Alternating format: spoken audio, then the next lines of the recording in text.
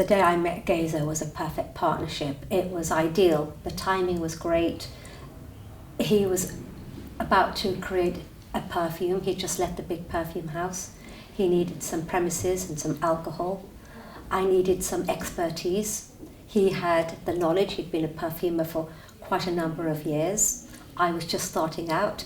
My knowledge of perfume at that point was how to create basic accords, how to recreate the smell of spring jasmine, cedarwood.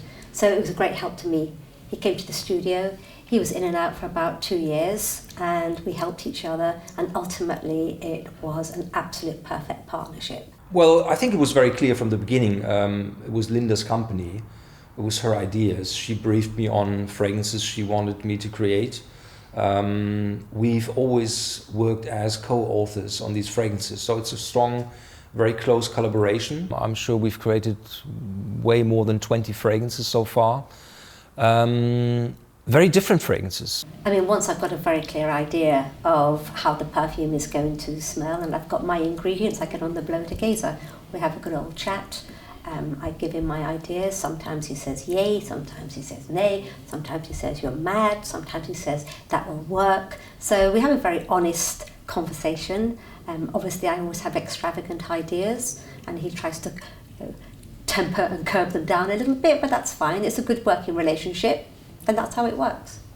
Working with Linda is a pleasure, just because I have very free hand to do what I want and to create the fragrances, sort of the style I have, in strong collaboration with Linda. So there is an idea, we talk about it, I go into the lab, try and translate my first idea into something smellable.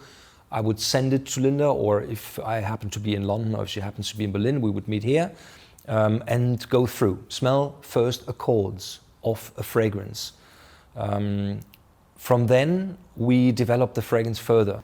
So you then try and develop this into something more complex, so that at the end you have a finished fragrance where you can still see the original idea, yet you have a complex structure which is enough to create a proper fragrance with. And people actually recognise Ormonde Jayne perfumes because of the complexity. So even our heavy perfumes, where the ingredients sort of say patchouli, pepper, pimento, oud, you're not going to hit a brick wall. You're going to get a very, very complex perfume that you smell the ingredients coming through, and that's the signature of Ormonde Jayne. That's our house mark. That's what we're known for. One of the very first ones we did were the signature fragrances. So we had Ormonde Man and Ormonde Woman, which both are very strong contenders among all the others, just because they're very original, very unique, very creative, I think, for what we've done. I am a master of making things as complex and as difficult as possible. Whereas Geza's the opposite. He's the most practical person. He's practical. He's like, this is what I need. It's like this, finished. And he's like that. It doesn't really matter. We get on really well. So even though, I'm sort of, saying, I've got to find this gardenia absolute, nobody has it, let's find it, let's go trekking up a mountain until we find it.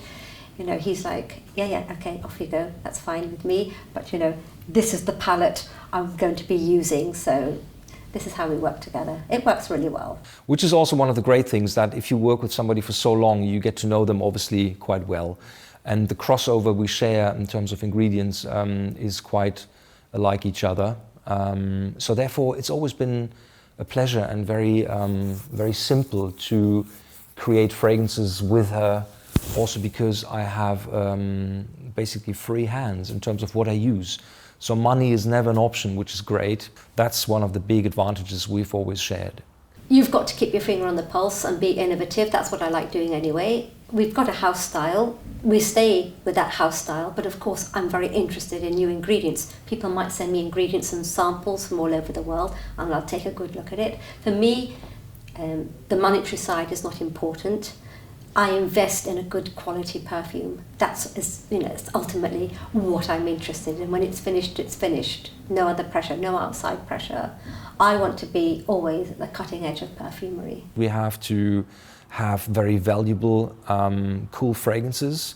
That's the big difference, I think, of what we do towards what other companies do. Even niche brands look very sharply on the money they spend sometimes on their fragrances. We don't do that. So one thing which is guaranteed is that the outcome of Linda's and my work is always something very special and very valuable.